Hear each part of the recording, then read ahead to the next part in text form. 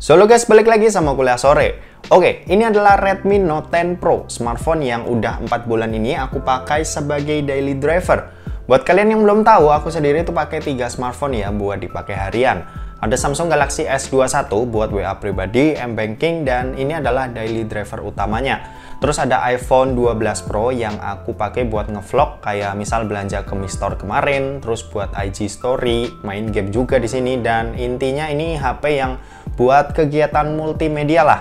Dan sementara itu Redmi Note 10 Pro ini atau Redmi Note 10 Pro ini aku pilih sebagai HP yang fungsinya buat kerjaan. Misal chattingan sama klien, edit-edit dokumen, upload konten simple kayak buat TikTok atau Instagram, dan kadang juga dipakai buat nonton YouTube atau main IG. Alasan kenapa aku pilih smartphone ini buat kegiatan-kegiatan tadi bakal aku jelasin di video ini, dan aku bakal bercerita gimana pengalamanku 4 bulan pakai smartphone yang satu ini.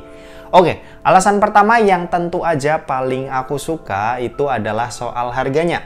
Yap, dimana di harga 3,5 juta aja kita tuh udah bisa dapet smartphone yang satu ini. Meski aku ambilnya tuh yang varian tertingginya ya, atau yang 8/128 GB yang waktu itu aku beli dengan harga 4 juta rupiah di Mi Store Paragon Mall Semarang.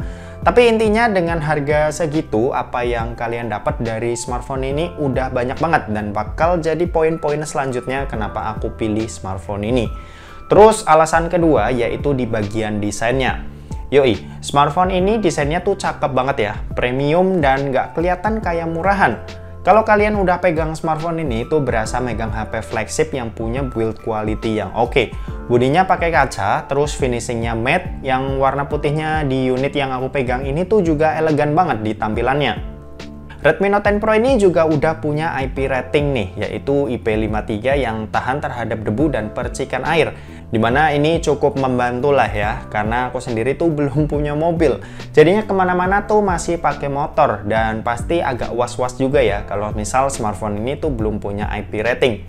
Overall aku suka banget sama desainnya dan body dari Redmi Note 10 Pro ini. Terus juga menurutku ini adalah desain paling cakep buat smartphone Redmi series yang pernah aku coba. Dan sampai sekarang ini aku tuh masih suka ya, suka banget liatin body belakang si Redmi Note 10 Pro ini. Oke, alasan ketiga kenapa aku pilih smartphone ini itu karena layarnya.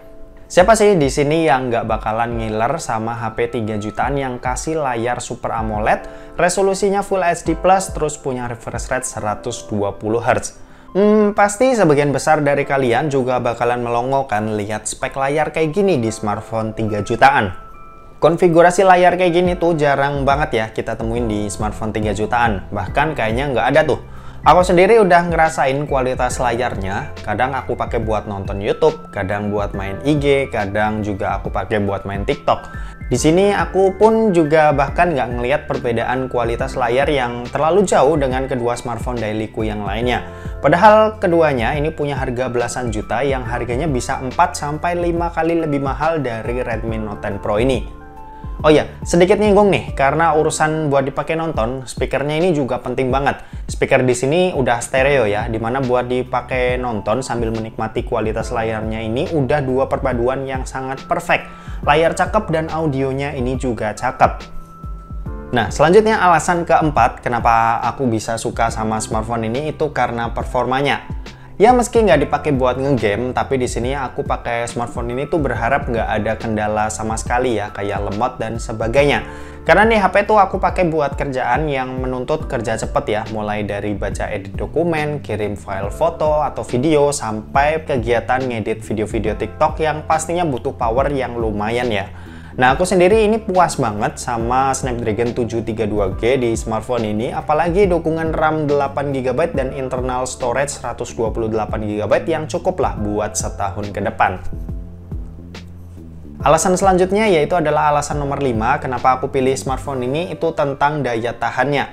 5020 mAh di Redmi Note 10 Pro ini udah super duper cukup banget lah buat pemakaianku yang cuma gitu-gitu aja. Aku sendiri buat pemakaian ringan kayak gitu tuh bisa 2 hari sekali ya baru ngecas. Ditambah buat isi dayanya ini juga udah cepet banget, yaitu 33 watt yang bisa isi daya itu cuma butuh waktu sekitar 1 jam 15 menitan aja. Oke, lanjut ke alasan nomor 6, yaitu terkait sensor-sensor di smartphone ini. Dimana ada yang berguna banget kayak sensor fingerprint. Dimana ini kan HP kerjaan ya, data-data penting pastinya banyak banget nih di sini. Makanya HP ini tuh wajib banget aku lock screen, dan biar mudahin tentu aja aku pasang sensor sidik jari yang kecepatan bacanya ini juara banget. Udah cepet dan jarang banget, atau bahkan nggak pernah ada miss baca sama sekali. Terus selain itu sensor IR blasternya ini juga berguna banget. Swear, kadang kan sebagai anak kos ya, jiwa magernya itu tinggi banget. Dan misal kalau habis bangun tidur, suka kedinginan tuh. Makanya males banget tuh buat ambil remote AC. Nah, IR blaster di sini itu berguna banget buat hal-hal kecil kayak gitu. Simple tapi sebenarnya ini berguna banget intinya. Selain itu sebenarnya masih banyak lagi ya, selain misal kayak sensor NFC, terus ada gyroscope juga. Cuma itu jarang kepake buat penggunaan realku di smartphone ini. Oke, alasan terakhir yang sebenarnya nggak penting-penting amat sih buat penggunaanku sehari-hari. Cuma ini adalah salah satu yang diunggulin sama smartphone ini. Yap, bener banget, kameranya. Kalian pasti udah pada tahu ya kalau Redmi Note 10 Pro ini punya sensor kamera 108 megapiksel. Terus ada 8 megapiksel buat kamera ultrawide, dan sisanya ya gimmick lah. Di sini aku sendiri emang nggak butuh banget ya buat kamera cakep di smartphone yang tujuannya cuma buat kerjaan. Tapi dengan adanya kamera yang cakep gini, paling nggak aku tuh udah cukup aman lah kalau misal dua daily flagshipku yang lain itu baterainya habis, dan ada HP ini buat foto yang kualitasnya emang nggak bisa disejajarin.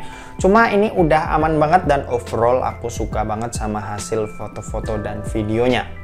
Buat kamera depan ini juga not bad lah. Ini hasil kameranya bisa kalian lihat sendiri di foto-foto berikut ini. Oke, ini perekaman video kamera belakang dari Redmi Note 10 Pro yang direkam menggunakan resolusi 1080p 30 fps.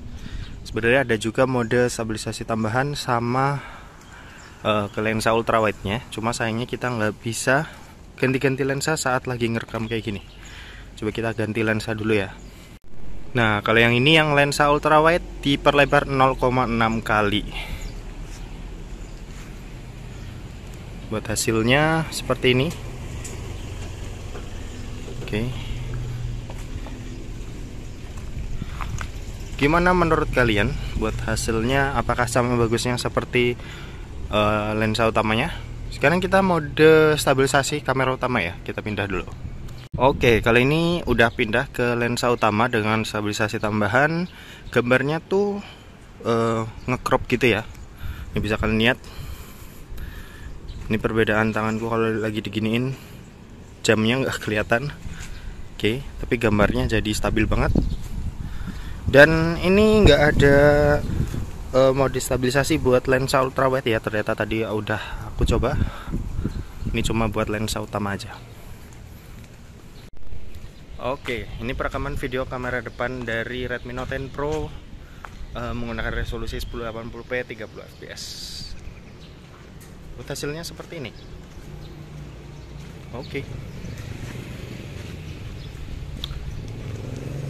Gimana menurut kalian buat hasilnya? Oke, gitu aja. Kita balik ke studio. Yuk. Kesimpulannya, selama aku 4 bulan pakai smartphone ini itu puas banget ya. Sampai detik ini pun juga belum ada nemuin HP seperfect ini di harga 3 jutaan.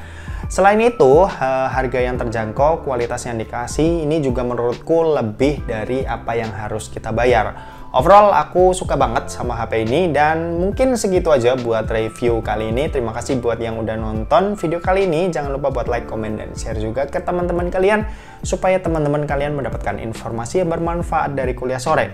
Oke, terima kasih yang udah nonton video ini sampai habis, dan sampai jumpa di kuliah selanjutnya. Bye-bye.